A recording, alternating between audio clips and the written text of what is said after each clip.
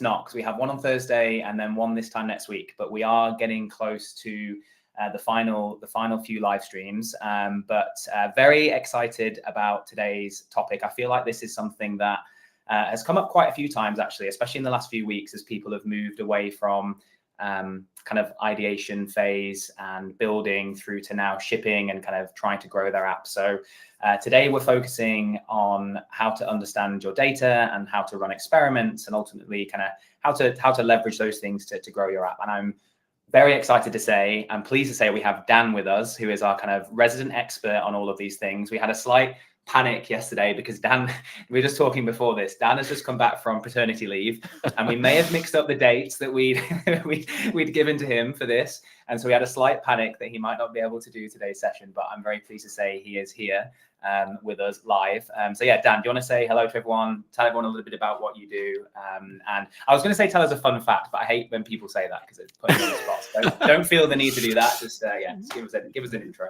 No, it's all good. Thanks, Matt. The timing worked out perfectly, so it's all good. So I'm Dan. I'm one of the product managers here at RevenueCat. I've been here for a little over 3 years. Have spent a ton of that time working on our data products, our experimentation products, lately our paywalls and things like that. Before that time, I spent 7 years working at an app portfolio. We had kind of a small portfolio of apps that we built and managed ourselves. We're trying to figure out how to grow that business, how to take kind of like the nascent subscription business that we have and really expand it. A very nice problem to have, one that I think probably many of our viewers are hoping to have. We got really lucky. We had one app that was kind of like a breakout hit. It was large enough that we got acquired by a larger company. I ran the product team there for a couple of years. And all the time through that process, I was running into kind of like all of the different like data challenges and problems that you have with subscription apps. How to measure things accurately, how to run experiments, how to not necessarily need to go through the app review process every time you're trying to make a change to a paywall, all of those types of problems. So I'm sure we'll end up covering some of that today. But that's a little bit of my background. I don't know that I have that interesting of a fact. Maybe the 4-week-old baby that I just saw walking around the block with my wife. That's my interesting fact. That's still in those days. That's pretty good. That's pretty good. What about, I asked this to someone, I did a live stream a couple of weeks ago, and I put them on the spot by asking them what their like number one app right now is. What is the app that you're using the most? And you're not allowed to say something like ChatGPT or Slack or something. It has to be something a bit different.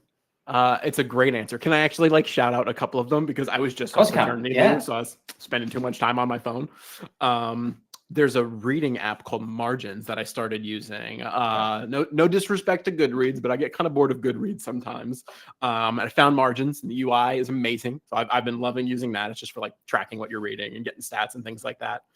The Apple Fitness app, it's a lame answer, but like it's got just enough of like stat tracking to make me feel good about like walking and things like that. Or it's like, all right, this gives me like a little dopamine hit every day. And then I started using Fantastical when I came back to work, because I was like, all right, let's make sure I'm organized and ready to go. And that's been pretty nice so far.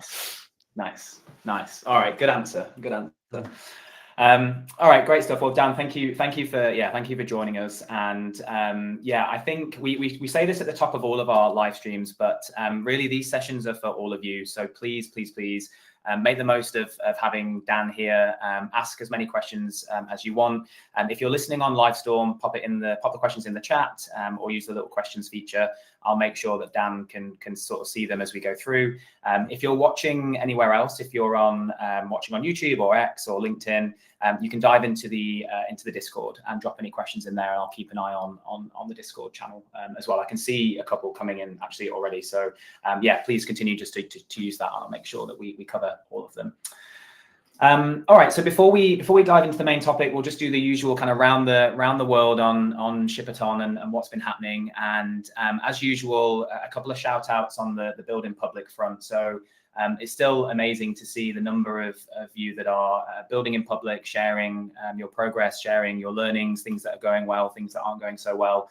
And I've spotlighted a few here, and given today's topic, I've actually picked out 3 that we're talking specifically about bits of data and things. So there are 3 Three I'd recommend going and having a closer look at. The first one, I realize now the screenshots are very small on the slide, so you can't see them that well, but you can go to X and take a look.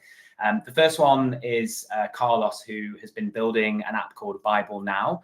And if you go and go through his timeline, you'll see there he's shared a screenshot of the new customers metric. But going through his timeline is kind of a fun journey of some of the things that they've been trialing and testing to acquire some users to their app that I think only launched maybe a couple of weeks ago, or they shipped it a couple of weeks ago. And so one I would recommend having a look at. And then similarly, I think we've talked about Cameo before on one of the previous live streams and the app that they're building. It's a couple of guys based in Colombia, but you'll see there that's a screenshot of the RevenueCat dashboard for anyone that's not familiar with it, with some of the key metrics. But they've been playing around with their onboarding flow, and when they're presenting a paywall option to a new user, and it's had an impact on the number of paid trials or trials, that they're seeing, and then conversion. And so again, like, just really interesting to kind of go through the timeline and see how what they're testing and the experiments ultimately that they're running is impacting the users they're able to acquire, and then the conversion that they're seeing. So definitely one worth having a look at. And then the one on the right hand side is Bunya. I hope I'm pronouncing that correctly. Not a huge amount to say about this one, other than I just loved that they posted this graphic. They shipped their app. They've got new customers all over the world as part of Shipaton. And again, going through their timeline, you can see some of the things that they've been testing with, and some of the experiments they've been running to try and grow the number of users downloading and starting trials with them. So a couple of examples, but would highly recommend searching through X and search for the Shipaton and the build in public hashtag, just to see the progress that everybody is making. And then quick shout out for some of the in-person events that have happened since we did our last live stream. So on the, let's start on the right actually. So that is the Flutter Chennai meetup that happened. I think it was over the weekend. They had a great turnout. So I actually got a bunch of pictures, but I chose to use the Giphy as the example. But yeah, I think they had a great turnout. Lots of people working on projects that were maybe already underway as part of Shipaton. Some people starting from scratch and proving that even with like a week and a half left, you can try and build something and ship it quickly. So yeah, big thanks and big shout out to the organizers of that meetup. And then on the left, this wasn't a Shipaton event per se. It was the NS Spain, is that right, Dan? Yeah, that's right. Yeah, that's what it's called. Yeah, NS Spain conference, and we had a bunch of cats there as part of the event, including Miguel, who's in the middle of that picture. He's our co-founder and CTO. And I know that they had had conversations with lots of you that are taking part in Shipaton and building, and I know that they enjoy kind of seeing what you're all up to. So yeah, shout out to those of you that connected with the team in Spain. And then we still have a couple of in-person events coming up. So today, I think it is, we have an event in Buenos Aires.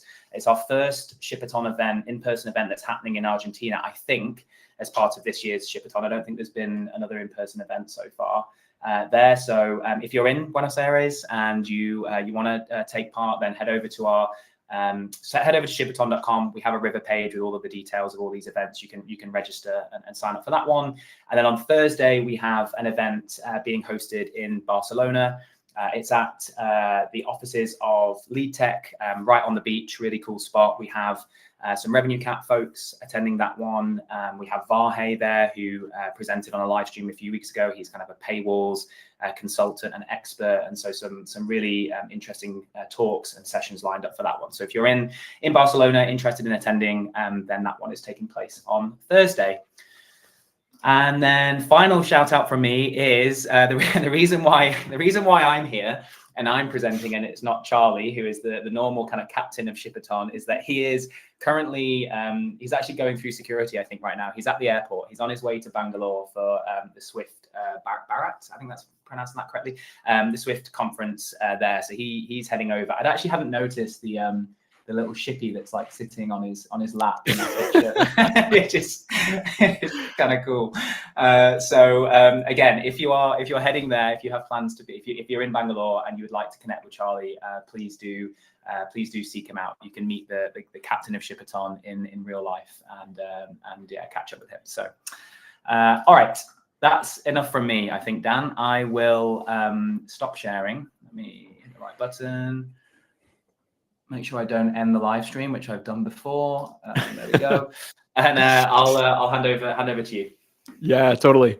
So just a disclaimer here. I think there's a chance it's going to yell at me about screen sharing because I realized while you were talking, it asked me for mic permission, so I just gave it. Okay. I didn't even bother trying to share my screen before. So let's see. It might ask me to jump out and come back in here. Oh no, I just hit allow. That's fine. Cool. Good. And I hit share. Is that going to just show up? Wow, amazing. Look what they can do with computers these days. There you go. Cool. All right. So first, let me give maybe like a big disclaimer up front. There's a lot of different ways to think about like measuring the data of your app's performance. There are like many different parts of like the funnel, from acquiring a customer down to monetizing them and retaining them. Today, like, we're very focused on the revenue part of that. That's the metrics that RevenueCat contributes to most directly. That's what our experimentation tools are targeted with. But there's like important steps before that as well. So like before I get into the revenue piece, I just want to kind of like explain how, like, if I had just shipped my app for the first time, like what I would be looking at first, even if it's outside of RevenueCat. I'm going to spend most of the time today in our chart section of the dashboard and then in experiments. So I'm jumping into charts, and I'm just going to kind of like walk through some of these things that I'd be paying attention to if it were me, some of the questions I'd have, and what I'd be trying to do with this data. So first, to get at that point that I was just making, that like there's a really important funnel before you're monetizing customers. Like, how do I know whether I should be taking action on that? The best place to start in RevenueCat is with this new customers chart. We consider a customer to be any user, right? Just anyone that has opened your app. And so this is kind of just telling you, like, all right, how many new users are opening my app every day?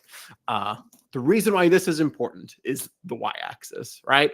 Let's say this is an example app that we have. It's a real app on the App Store called Dipsy, that I'll use for kind of showcasing their data and some experiments that they're running. And so in this case, there's hundreds or low single-digit thousands of new customers every day. That's plenty for us to then go say, all right, when that customer opens the app, what does their experience look like after that, and how do I optimize it? If I had an app where this number is in the dozens instead of the hundreds, then it's going to be easy to make like wrong conclusions from the rest of the data after this, right? Like if you have dozens of new customers every day, you'll have a conversion rate, but it's going to look like this, right? Like every day it's going to be like wildly different just because the y-axis or the denominator in that calculation is so small. You could certainly still look at that on a weekly and monthly basis, and you'll be able to pick up on trends. But then you have to wait weeks and months in order to do that, right? Like it's not necessarily like the fastest way to actually like optimize your app's performance.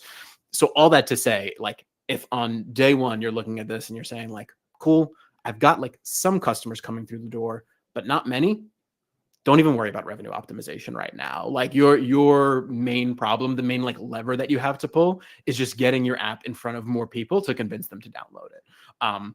There are all sorts of marketing tips and strategies that are worth considering to do that. Matt and I think, are probably the wrong audience to talk about that. Like, that's not what we're going to get into today. But like, all that to say, if that's what your chart looks like, is still trying to grow that new customer count, focus on your marketing, get people in the door, and then come back to this, recording later to figure out how to optimize your revenue. So from there, then, what I would be looking at first, if I had an app on the App Store and I'm trying to figure out how to optimize it, is conversion rates. I'm going to spend most of the time today talking about conversion rates and LTV. So you can just kind of keep those two like terms in your mind as like the things to pay attention to. So first in RevenueCat, I would start with the initial conversion chart. So basically what this is measuring, so we just saw, we were looking at a count of new customers. This chart is taking that count of new customers and the count of those customers that convert to anything and turning that into a conversion rate. When I say convert to anything, that means they might have started a trial, they might have made a direct payment, maybe you're not even offering subscriptions and it's one-time purchases, but like any transaction that they have, we're going to count in this initial conversion chart. So this is basically like your first window into whether the customers that are coming into your app are choosing to make some kind of a purchase. Excuse me. There's one very important piece that I would pay attention to if you're analyzing your app, which is this conversion time frame. So basically what that means is, if you just imagine you're looking at yesterday's performance, right? Let's actually do this and say, all right, yesterday was September 22nd. And so far there were 293 conversions. If I compare that back to like August 22nd, there's a good chance that August 22nd is going to have a higher conversion rate than September 22nd did, because the customers that downloaded on August 22nd have had a whole month to play with the app and potentially convert. It's a much longer time frame. The customers that installed yesterday have only had one day. And so it's not really an apples to apples comparison. The way you make it an apples to apples comparison is with conversion timeframes. So like if we drop that down to a customer's first seen day, meaning what portion of customers made a purchase within 24 hours, now I've got an apples to apples comparison of yesterday versus every prior day. And I can understand whether more people are converting on day 0 than they did in the past, right? Like what's the trend of my conversion rate? So if it were me, I would definitely start there. And then what I'd be doing after that is saying, all right, I've got my conversion rate. Now, how do I understand what's driving it? And frequently that's going to be by segmenting the data in some way. So like, for example, a very common first segmentation would be by platform. You'd say, all right, most of my customers are coming from iOS and Android. Let me just focus on those and see what the trend looks like on iOS and Android. In this case, I would consider that like relatively stable for both, right? Like Android is down a little bit in the last few days, but that's kind of a normal historical pattern based on this data. Like neither of those jump out to me as like, ooh, something has changed that I have to go monitor or see what's wrong. Which also then means the flip side might be true. Like, all right, iOS and Android are both relatively stable. Maybe there's an opportunity for me to optimize that, to like run an experiment to increase conversion rate or do something else, because not a lot is changing here with this metric. It's not a growth driver right now. It's just stable. I do also want to show one of our other conversion rate charts, just because trials and the trial funnel is such an important part of this early process of monetizing customers. And what's unique about trials is that like it's important to measure how many people are starting a trial, of course, but like by definition, that's not actually the thing that you want to optimize for. What you're trying to optimize for is customers paying you, right? The trial is a mechanism to give them a chance to try out the app and be persuaded by it and then stick around and pay. And so that's now really that a funnel view that we need, right? We need to go from like customer got into the app, they chose to start the trial, and then they didn't choose to leave or chose to pay, however you want to frame that. And so the trial conversion chart is what you'd want to use for that. In this case, I'll just switch this to a weekly view for a second. And you can kind of just see in the table what exactly that looks like, right? You could say, we'll just focus on the current week. So far, we've had 1,700 customers that are brand new to the app. 400 of those have started a trial. None of them have had the opportunity to convert yet. I believe the Dipsy, the app that I'm looking at, runs both 7 and 14-day trials. So like they're all still in their trial right now. That's why it's marking them as either pending or abandoned. Pending means that they are still set to renew, but haven't had the opportunity to yet. So it's waiting until the end of their trial. Abandoned means they've already canceled their trial.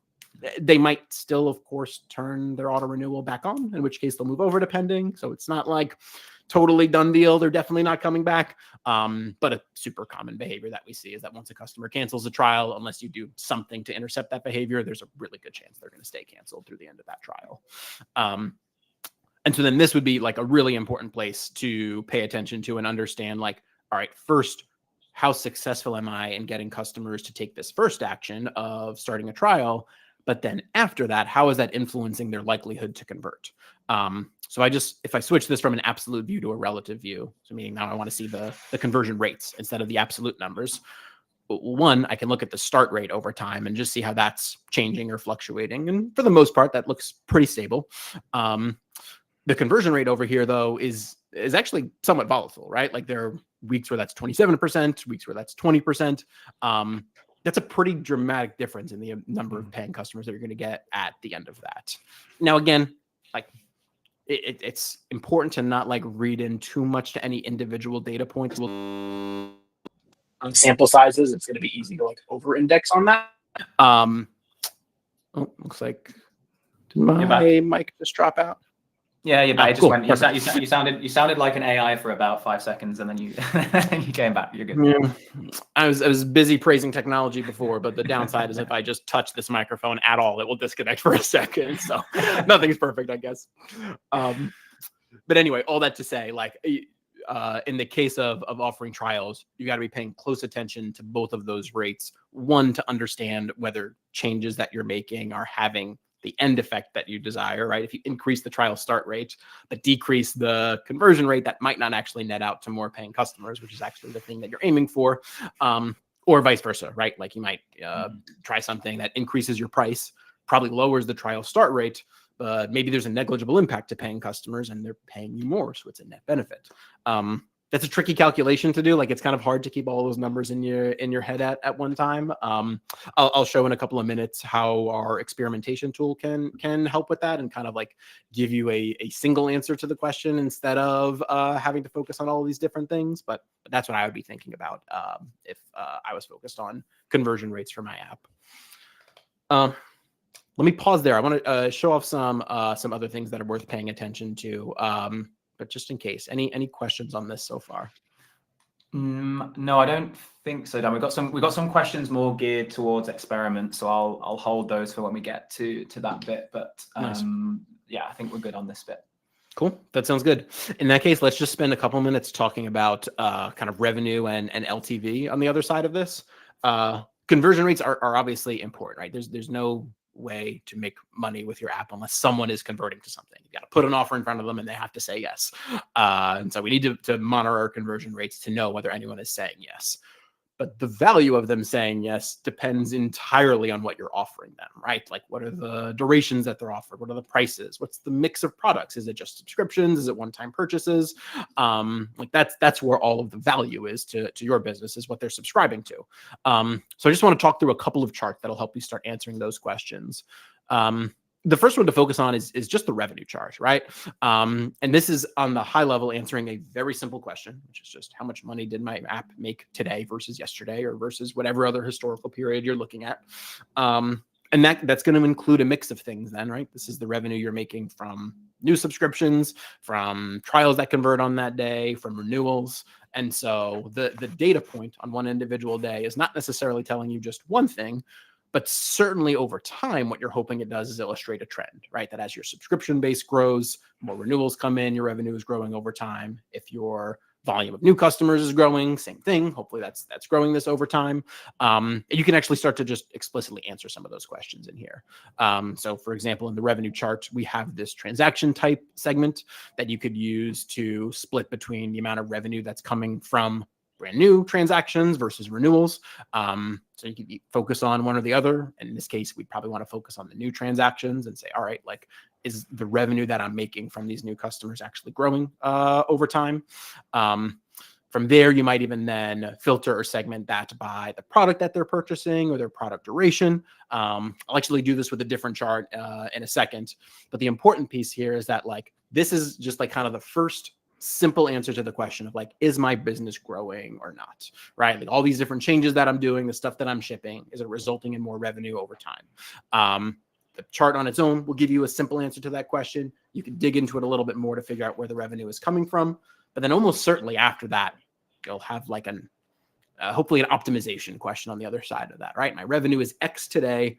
How do I get it to be X plus 10%, plus 20%, whatever the goal is that you have in your mind? And that's when frequently we would stop talking about revenue and start talking about lifetime value.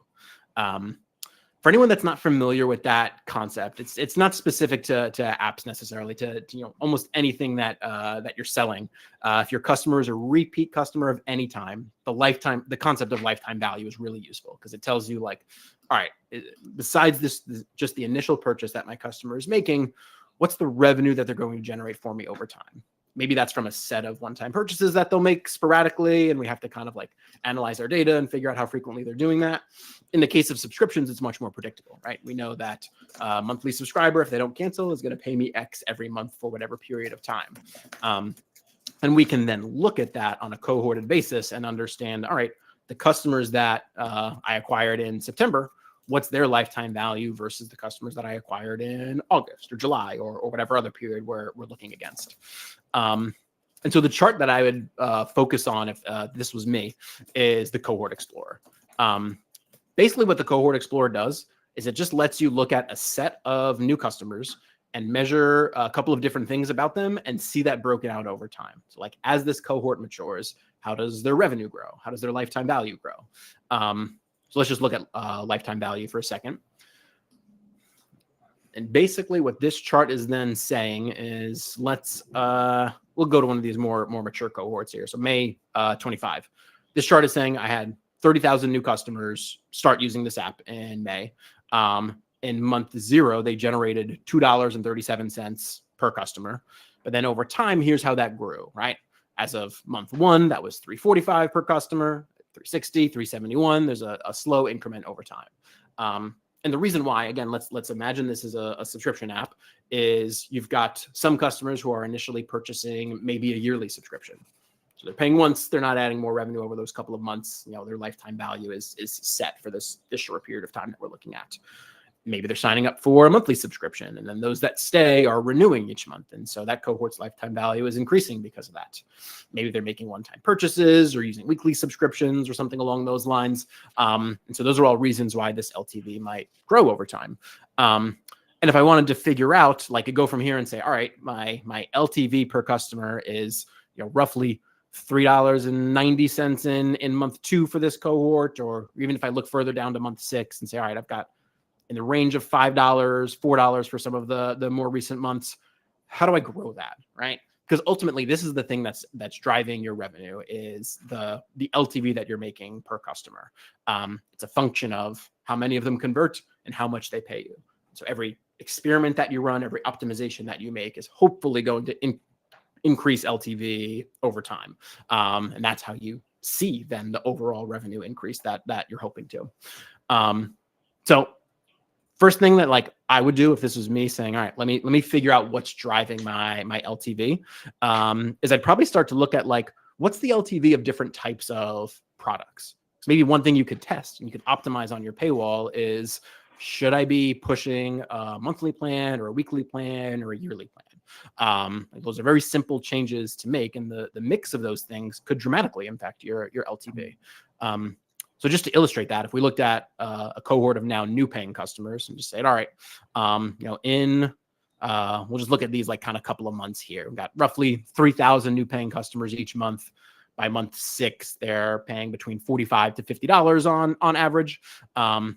If we just look at that for different product durations and say, all right, let's first look at yearly subscribers.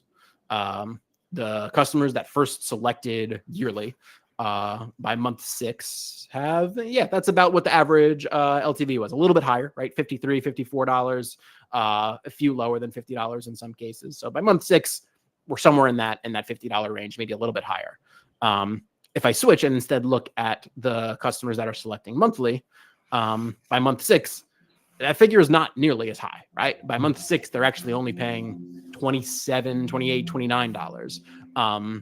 So that's a pretty significant LTV gap between the customers that chose yearly at first versus the customers that chose monthly at first. Which means like the kind of like growth part of your brain should be like lighting up here, that like, that's an optimization opportunity, right? Like I can try to persuade more customers to take the yearly option, either by changing its nature, right? Like adding a trial to it, changing its price, whatever the case may be. Maybe just purely with the design of the paywall, right? Like highlighting the value of the discount that you're offering on the yearly plan. But now I've got kind of like a goal that I can focus on. It's getting more customers on the annual plan than monthly because their LTV is higher. So how do I incentivize that? And just even to kind of like drill that point home, another way you could like validate the opportunity here is just to look at your mix of subscriptions that are coming in, right? So we've got this new paid subscriptions chart. This is telling me, or how many new paid subscriptions am I generating on a daily or monthly basis, whatever time period you're looking at. I can then go segment that by product duration. After doing that, what I would do is switch to 100% stacked view. And now I can just see like, what's the mix of different durations in my app. And you can see pretty consistently, like yearly is getting 65 to 70% of the new paid subscriptions, something in that range. And monthly, it looks like is 20 to 26, maybe, depending on the period you're looking at. So that's a solid chunk that are still selecting monthly, right? It's good that yearly's predominant because yearly's got a higher LTV, but that's a big chunk of users who we could potentially convince to sign up for the yearly plan. I'll pause there. At this point, I'd transition over to like kind of the experimentation area of the product and show kind of like what you would do with this on the other side of that. Matt, are there any questions I should answer before I do that? I don't think so. I think one question we've had from Discord, it's kind of more just related to like using this feature in RevenueCat. And I mean, you're very familiar with the charts feature. I mean, you make it look very simple, pulling all these different charts together and filtering. For somebody that's new to this, like you can see why maybe it would be a little bit overwhelming, or maybe not overwhelming, but maybe hard to know how to manipulate the data to then get the insight that you're looking for. Like beyond watching this live stream and taking the tips that you're providing, like any other tips on like where to go to be able to figure out, you know, the data that you should be looking at, how you should be chopping it and analyzing it to give you that insight that you can then use to experiment and make changes. Yeah, totally. It's a great question. Let me give three small answers. I suspect the real answer on the other side of this, there's probably a piece of content that we've written that answers some of that. I don't know it off the top of my head, but like if you search through our blog, I bet we've got kind of like a how-to in there. Like, hey, here's the 5 or 10 charts that you should focus on. What I would say for the time being though, so first in the charts section of the dashboard, you'll kind of see that everything's grouped into categories. Most of what I just spent my time on is in the conversion funnel and the cohorts and LTV section. So if you just want to kind of like narrow your focus at first, just say, all right, like I'm going to live in those 2 categories and I'm just going to make sure I understand these charts, how customers are converting and the LTV that they're generating. And then the second part of that answer is that especially this segmentation feature, like should be your best friend, because segmentation is what allows us to then understand where changes are coming from. You could use filters to get at the same idea, but it's not as obvious as segmented data is, because segmented data lets you look at 2 different demographics very, very quickly, right? Like in this case, different product durations for new paid subscriptions. So I would get to know the available segments really, really well. Think about your business and like the dimensions that you expect are impactful, and then look at that data to see if like it's true or not. But like coming to it with a little bit of a hypothesis is really helpful. And then the last piece, just to like make it easier to find this stuff later, is to definitely use the save charts feature. So like you can, any permutation of a chart that you're looking at, you can click on save chart, and give it a name. So let's just say, this is new paid subs by product duration, and I'm looking at the 100% stacked type. So now I can save that, and then I've got my new section at the top for save charts. So if I leave and was doing something else, like looking at the revenue chart, and I wanted to come back to that saved view, I just click on it, and I've got exactly the same setup that I did before. That last one is probably the best way to make it feel less overwhelming. It's just to get used to like, all right, here's like my 2 or 3 things that I know I'm interested in. Let me just save that, focus on that, make it a habit to look at them every day, and then kind of go from there. Yeah, no, I think that's great advice. And you were right. We did, as soon as you said it, I remembered that Charlie did like a series of videos. I don't think he covers like every single chart, but he talks through the most sort of common or the most popular, however you want to look at it, including the cohort explorer you were showing off. And that's on our YouTube page. I'll share a link to one of them. Nice. So there's actually there's a few videos there that help talk through some of it.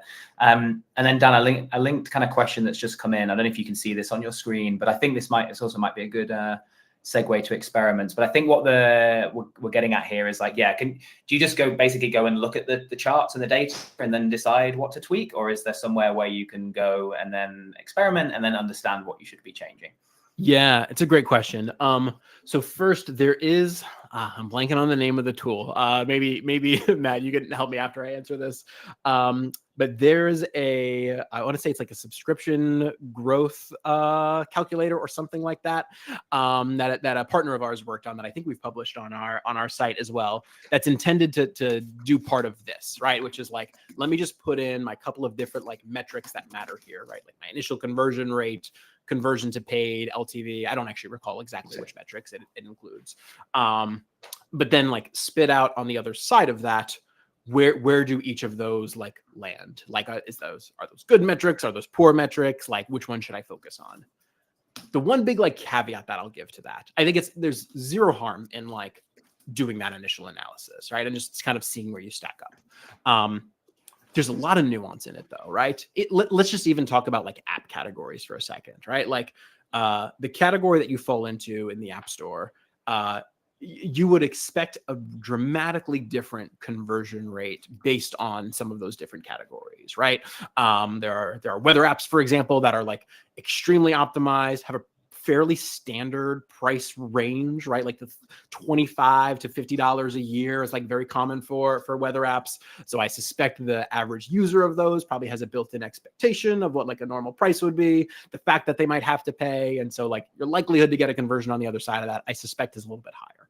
I don't have a weather app, so I'm ballparking here, but like that'd be my expectation versus a very different kind of app where either it's more expensive, maybe the market is not as well known. Maybe the customers you're marketing to are just very different and don't necessarily have the same set of expectations. That's going to dramatically change your funnel metrics on the other side of that. So all that to say, I don't think there's a lot of harm in kind of like trying to do like the benchmark approach to this and saying like, all right, where do I stack up and where are there like holes in my funnel?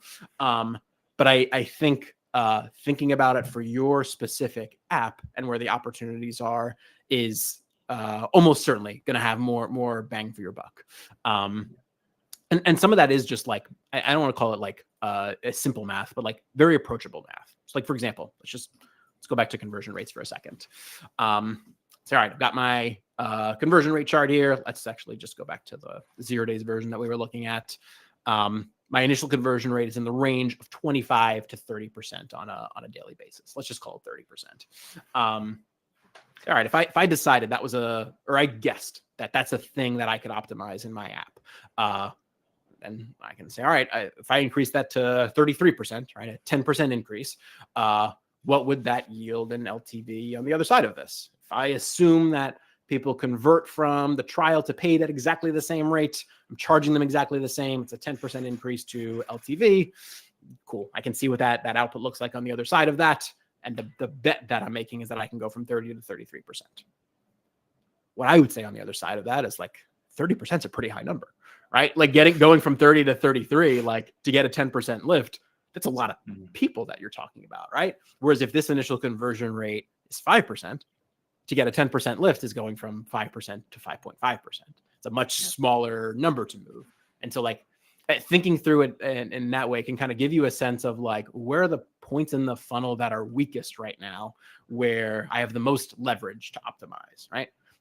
Sometimes that's going to be because of the nature of the app. Again, if you sell a very expensive app, your initial conversion rate is going to be low. That's a cost of doing business. That's okay. Like that, you can make very successful apps doing that. But that's how I'd be like thinking through like, where are the highest leverage opportunities that I have. Awesome. Okay, great. Yeah, I think that's probably everything on this part. We can probably jump to was it experiments you were going to jump into next? Yeah, let's do it. So just to actually kind of like keep on this theme that we were talking about before, that like in this case, the app is primarily selling monthly and yearly subscriptions. Yearly subscriptions have a much higher LTV. I think there's an opportunity to optimize that. Like, how do I now go try to do that? Right. Everything in the chart section, like hopefully you're like learning things about your app through the chart section, but it's not going to let you take action. You're learning about your app here. You're analyzing. Experiments is where you can now like take action and try to do something about it.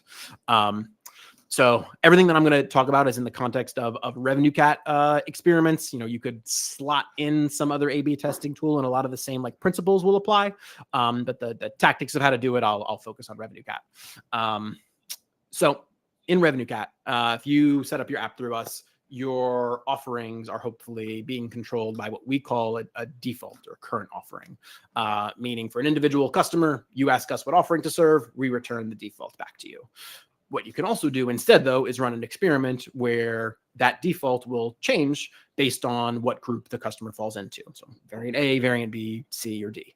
You can then target those to different demographics if you wanted to. We won't worry about that for today. We'll kind of just stick with the base case of like, I've got my customers, they're getting X today. I want to see what the impact is of showing them some other paywall. So if you go just in the dashboard to create an experiment, call this price test 2 because I had price test over there already. I can then decide the experiment type that I want to run. And so in this case, price point is close enough. Actually, you know what? Let's call it subscription ordering, because I think what would make sense for optimizing this yearly mix that I'm talking about is I actually just want to like prioritize the yearly plan over some other options. I want to make it clearer in the app. What we'll do on the other side of that is tell you what we think the primary metric should be for analyzing the results and some secondary metrics. You can change that if you want to. You could pick any of the metrics that we offer, but we'll kind of tell you what we think makes the most sense for the type of experiment that you're running. You can add your notes if you want to. I'll show that off in a minute. And then you just pick your variants. So your variants are other offerings that you've made. And so if you're running your paywall through RevenueCat, you could just go through the dashboard and set up your paywall to prioritize yearly in a different way. That's also kind of beyond the scope of this live stream today. You can find lots of content about how to do that. But at the end of that, those are just now offerings that you have with different paywall designs. So you can pick one for variant A, one for variant B, and go create your experiment. This is just kind of like the main results page. And then I would just press start. And now my customers are going to start getting a different offering on the other side of that. I want to actually show what this would look like with real data, though.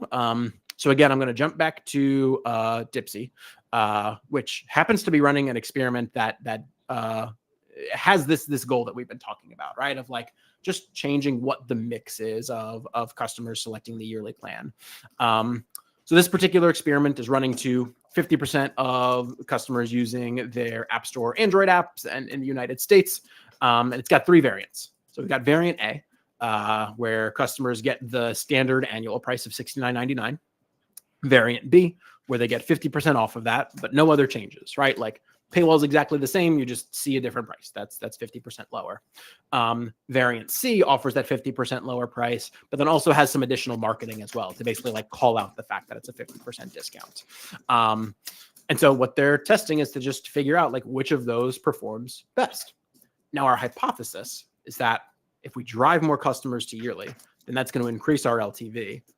But it's more complicated than that, because by lowering the price, that also means that the LTV of the customer on the other side of that is different. So like we have to look at the full impact of the test to understand whether the variant won or not. So what we'll do in RevenueCat is like there's this first tab that's a summary of your results. This is going to focus on whatever the primary and secondary metrics are that are targeted for that test. And so in this case, the primary metric is realized LTV per customer. That same thing that we were looking at in the cohort explorer before. And what you can see here is that like initially variant A was significantly outperforming the others, which kind of makes sense. Variant A is the highest price. B and C are lower prices. Over time, that has closed a little bit. Variant B and C are performing similarly to A. We'll see why in a second. But as of right now, variant A is still winning. It's got the highest LTV per customer. So the first variant is 13% lower. The second one is 16% lower on LTV per customer. That's capturing 2 things. That's capturing the conversion rate of those customers to payers, and then the LTV generated by those payers on the other side of that. And so to understand actually what's driving this result, we have to look at those specific metrics. So if we look at conversion to paying, what we can see is that like, yeah, the lower price actually does increase conversion to paying, which makes sense, right? We offered a 50% discount, getting more customers to subscribe to that, even if we do nothing. When we market that specifically on the paywall, there's even more of an impact. It's a 17% increase in conversion to paying. That's awesome.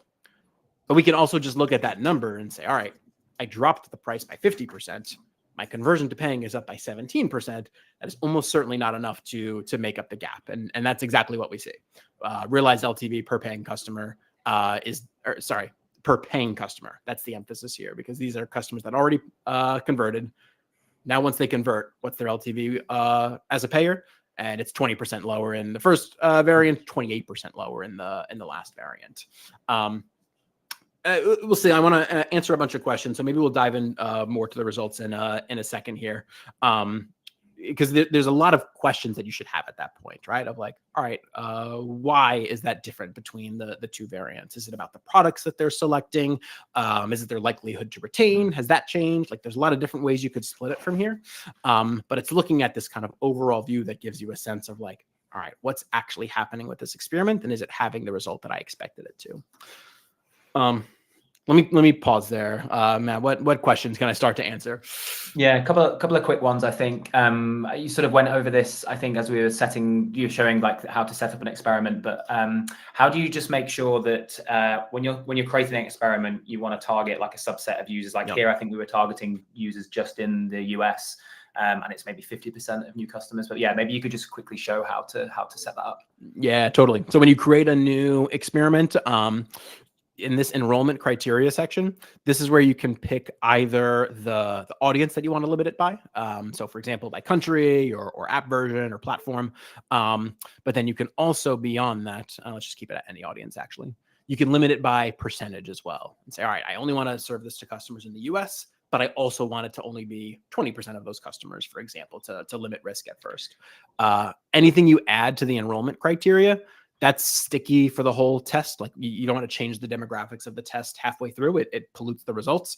The audience percentage, though, you can change at any time. So you could start at 20% and say, all right, I think this is going well. Let me increment that up, or vice versa. Maybe you are too bullish. It's not going that great. You can lower that down and still keep the experiment running. To that point, Dan, is there any best practice? What would you say what's the most common approach there? Would you start with enrolling like a smaller percentage of users, and then to your point, if it feels like it's going in the right direction, you increase it over time? Yeah, this is exactly what we did at the prior company that I worked at, especially if the test was a little bit risky. Say it's just like the design of your paywall. You're probably pretty safe exposing that to a lot of customers because the conversion rate impact is going to be marginal one way or the other. It's not going to change your business. Price tests, though, which can be very volatile, like I'd be starting that at like 10 or 20%, looking for some positive signs and then going from there. Yeah. Okay, cool. This one might be a bit tricky to answer, but how long would you recommend running an experiment before deciding whether the results are significant? Yeah, it's a great question. Let me just show. So in our experiment results, we do have this chance to win metric that will basically, I think it's actually in the results summary section. Yeah, you can kind of see it on the conversion to paying. Where basically what we're showcasing here is that on this particular metric of conversion to paying, there's an 81% chance that this variant is going to win. And so what that's basically doing, it's very similar to a statistical significance calculation where we're looking at the volume of customers coming in, the conversion rate difference across those variants, and kind of giving you a rough sense of like, if you stopped right now, how likely is it that this is going to win? The huge caveat on like honestly all statistical significance calculations is that like they rely heavily on the sample size that you're putting in, right? And so like if you put in a small sample size, it will still output like a confidence value that might not actually like reflect a ton of confidence. So the way I'd answer this, again, like putting on like my app developer hat, like this is my app, how would I make the decision? The first thing I'd be looking at is just whether the results that I'm seeing have changed very much over time, right? Like, let's go back to this chart. This roughly steady performance between the three variants has been pretty consistent now for like almost a week. I'd be monitoring that and saying, all right, if we're seeing a very close result for a long period of time, that's a good indicator that like I'm don't have a lot of volatility in the data anymore. And so, a few very different days aren't going to dramatically change the results. And then secondly, I'd be looking at something like this, like the chance to win metric, or even doing your own like statistical significance calculation. There's like tons of calculators that'll let you do that. One more caveat I should say on that. With LTV in particular, it's more complicated than that, right? Statistical significance calculation can tell you for a conversion rate, how likely is it for this conversion rate to be higher than another over time? LTV is a more complicated calculation because it relies on the price of the thing that they're purchasing, their likelihood to renew. That's much harder. At RevenueCat, we do offer LTV predictions right now in charts. We don't have that in our experiments yet. Again, for this reason that like it's hard to get right and it's important calculation to get right. And so if you're focused on LTV, I'd especially then stick with the first part of my answer, which is like, look at how the LTV is trending, see if it's consistent, see if that roughly maps to like your app's performance outside of this experiment. And that would be building up your confidence that what you're seeing is real and not, an illusion. And I think you kind of hit on it when you were answering that question, but this, I guess we're everything you're talking about is kind of best practices for designing experiments.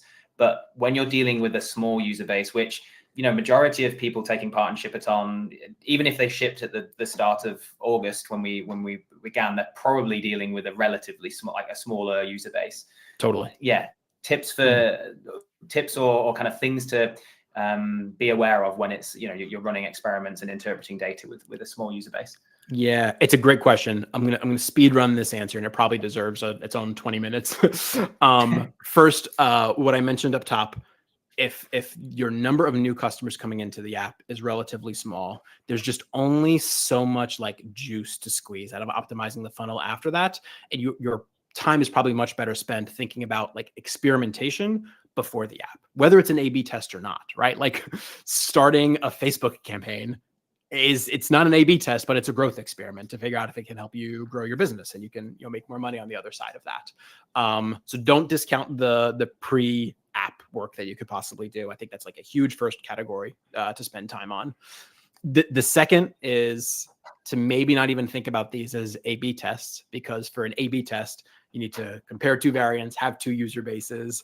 Those both need to be large enough to see the trends over time. That might be really hard to do quickly with a small user base. And instead, what you should be looking for is like big swings, right? Like say your conversion rate is, you know, sub 5%, fairly small user base right now, but you think your price is low enough that you could get the conversion rate to be much higher. Don't even worry about A/B tests. Just like start pumping out changes to your paywalls and like wait for the day where your conversion rate hits 8 or 9 or 10%. And then when it does, then it's like, all right, now I've got enough people here that I can run an A/B test. I can, you know, look at that with a little more granularity and see what's working here. But you need like an inflection change to have impact, and A/B tests are probably not even worth your time. Now, last, just to answer the actual question that this customer had, the types of things I'd be thinking about doing are, one, optimizing the location of the paywall. Is it happening early enough in the app's, you know, onboarding or life cycle that the vast majority of your new customers are seeing it? That's a really important first step. The second is to make sure that whatever the hook is for your paywall, whether that's a trial offer, whether that's a discount on yearly, maybe it's just pitching the benefits of it, whatever that thing is, you should be able to squint at the paywall and see it, right? Like the user that's not paying a lot of attention, that's maybe not very excited about the idea of paying you, like it should be impossible to miss what the incentive is for them to do that. And then third, if you've, you know, got some users that opened your app, saw the paywall, said no, but they're still using it, try offering them other things elsewhere in the life cycle. Don't think about it as just like, I need to pop this same paywall over and over again and see if I can convince them. Like, the first one didn't work, so try something else. Try a different price, try a different offer, different marketing pitch. There's a lot of value in just changing up that messaging to try to appeal to that customer that said no the first time.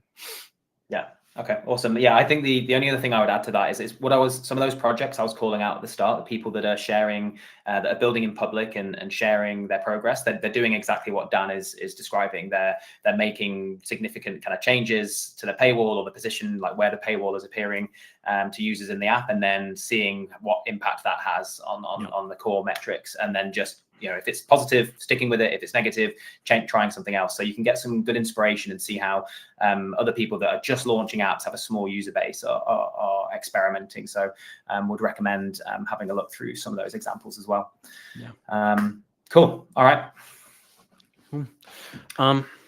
I don't know that I have a ton else to go through here. I'll just call out the fact that like in our experiments, I focused on just a couple of metrics here. Again, the ones that are like kind of the primary success metrics for this.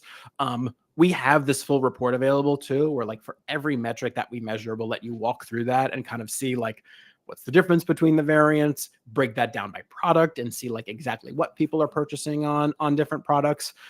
It's too much to go through on a live stream, so I don't want to like go through line by line. I don't think it'll be that useful.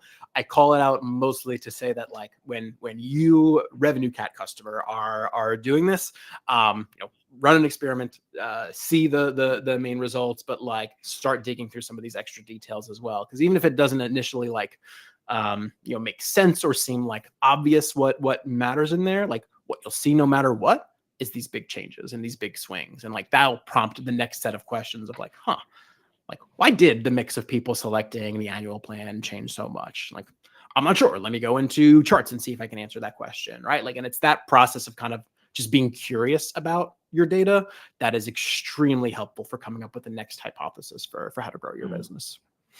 Yeah. Okay, awesome. I don't see any other questions on Discord. I'm hopping between like 4 different channels. I got LinkedIn here, X, I got Discord, I've got the actual live storm. I don't think I've missed anything. But given we have a few minutes left, let me just make sure, because I want to make sure everyone has their questions answered. Yeah, totally. We've covered everything here. Okay. Oh, there was a question, Dan, about like how much, and I guess you've touched on it a little bit with some of the features, but like how much when you're running an experiment, how much like RevenueCat can help in telling you whether it's significant, and like giving you an analysis on the outcome of the experiment that you've run. Yeah, totally. So this chance to win metric that I was highlighting is definitely like the clearest way where we'll try to answer that explicitly for you and basically say like, all right, for this individual metric, what's the likelihood that this particular variant is going to win? So we'll call that out explicitly. That's a fairly new feature in RevenueCat. So if you've used experiments in the past and are coming back to it, that's new, and it's something that we highlight prominently. So yeah, I think that's the answer to the question. I won't repeat myself from before, but the thing to just be careful of there is to not just focus on one metric. Even here in the summary, you can see we're showing you 3 different metrics because they each tell you something different about how the app is performing. So pay attention to all of it. Awesome. Question from Trent. He's taking part in Shipaton, has a few users, recently added a second paywall for users that cancel out the subscription, and it prompts them for a non-expiring consumable. I guess I should watch for bumps to LTV, no experiment required. Do I just watch the chart? Yeah, this is a great question. First, I totally agree on the no experiment required part, just to talk through it. So the reason why is you're going from having, let's just say 1 paywall. Let's assume there's 1 paywall today and there's now a second paywall. Think about the A/B test there. Control group has paywall 1. Variant has paywall 1 and paywall 2. The only way that variant 2 loses is if it somehow causes paywall 1's conversion to be worse. There's no reason to suspect that's going to be the case. Or that 0 people act on paywall 2. If that's the case and 0 people act on paywall 2, you don't need an A/B test to answer that question, right? You can go into, let's actually just pull it up in charts. You can go to, new paid subscriptions. Let's pull that back up. And let's just assume that the product mix is fairly simple. This app that I'm looking at, it's not going to be simple, but for you, it probably would be. You could just segment it by product and say, all right, is anyone taking this new product that I'm offering? If yes, what's the portion of them that are doing that? And then yes, exactly like the customer was saying, like once you answer that first question of like, all right, people are getting this offer and some people are accepting it. Now, yeah, LTV is the thing to focus on, because that tells me as a result of them accepting it, how much have I increased my LTV by? Is it 5% or is it 20%? If it's 5, maybe that's like, cool, I helped, but now I'm going to go try something else because this is probably not going to dramatically change my business. If it's 20, now you found a lever that's potentially worth optimizing. Yeah. Okay, great stuff. All right, so yeah, Trent, hopefully that answers your question. If you have a follow-up, share it quickly and we might be able to answer it before the top of the hour. But I think that is everything. I can talk for another 30 seconds just to give people time if they do have any last-minute questions. But Dan, thank you so much for running through that. Really, really helpful. And I'm sure for a lot of people that are, they've launched their apps and they're trying desperately to do as much as they can before the Shipaton window closes next week. That would have been super valuable. So thank you. I'll just add too that I'm somewhat jealous of them because I started working on my Shipaton app before paternity leave, and in my mind I was like, cool, I'll be off of work for a couple of weeks. I'll have a chance to work on the app. I probably could have, but my mind was elsewhere. I made 0 progress on it, and there's no way I'm shipping by the deadline. So congrats to all of you that are. Shipaton 2026. Maybe that's what you can focus on.